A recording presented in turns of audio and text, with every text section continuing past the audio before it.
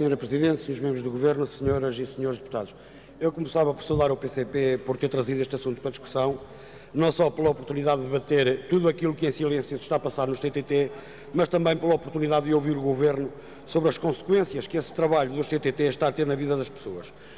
Assim saber, por exemplo, se o Governo considera que os TTT estão a cumprir o que está estabelecido na Lei de Bases dos Serviços Postais, que prevê a oferta de um serviço universal a todos os cidadãos, de forma a assegurar os direitos dos utilizadores no acesso e uso dos serviços públicos. Tem, assim, toda a oportunidade de ouvir o Governo sobre o constante encerramento de estações de correio que os TTT estão a fazer por todo o país, muitas vezes sem avisar ninguém, apanhando toda a gente desprevenida.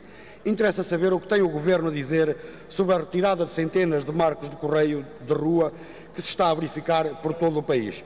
Segundo a própria empresa, só até fevereiro deste ano, os TTT retiraram da rua 350 postos de recolha, sendo Lisboa e Porto as cidades mais afetadas. E como se isto fosse pouco, além da remoção destes 355 marcos, a empresa prevê ainda retirar mais pontos de recolha.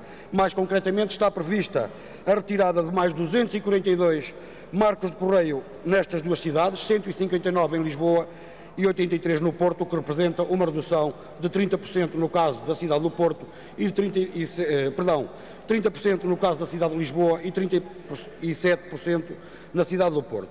E isto já para não falar do interior do país, onde a remoção de marcos de correio tem sido uma constante e com graves prejuízos para as populações. E os TTT avançam com estas remoções e com o encerramento de estações de correio de forma unilateral, sem ouvir ninguém e muitas vezes até apresentando a remoção ou o encerramento como um facto consumado, sem qualquer abertura para discutir o assunto com as juntas de freguesia e de se poderem até estudar alternativas. Naturalmente que esta situação traz consequências muito graves, principalmente para a população envelhecida e com fraca mobilidade, que em determinadas situações não tem alternativas viáveis, uma vez que o ponto de recolha mais próximo fica a uma distância considerável e num local pouco acessível.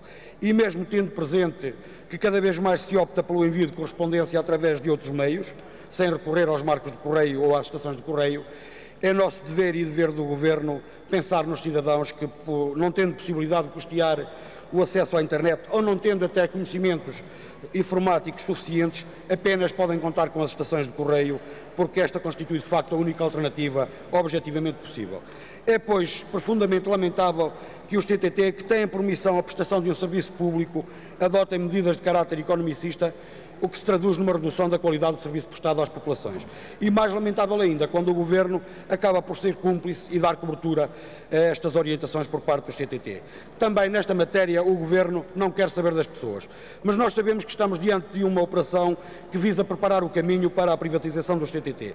A privatização de uma empresa que continua a prestar um serviço público de qualidade e que ainda por cima continua a contribuir com receitas líquidas para o Orçamento do Estado. Sabemos que o Governo está a reduzir as estações e postos de correio, levando à concentração de serviços e à consequente redução de postos de trabalho, com um objetivo muito claro: preparar o caminho para engordar os lucros dos privados que vierem a beneficiar com a privatização dos TTT. A história repete-se. O Governo ignora a Lei de Bases dos Serviços Postais, não quer saber das pessoas nem dos problemas que têm de enfrentar. O Governo continua a não ter uma noção daquilo que representa o serviço público para as populações e faz o jeito aos privados que vierem a ficar com a empresa. Portanto, o costume. O Governo continua a pensar nos interesses de uns poucos e a ignorar os interesses da generalidade das pessoas. É também por isso que os portugueses cada vez têm mais motivos e mais razões para meter as políticas deste Governo dentro de uma caixa ou dentro de um saco e despachá-los pelo correio para bem longe. E convinha até que o fizessem antes da privatização dos TTT, porque, pelo menos por agora, os por a certeza que a encomenda chegaria ao seu destino.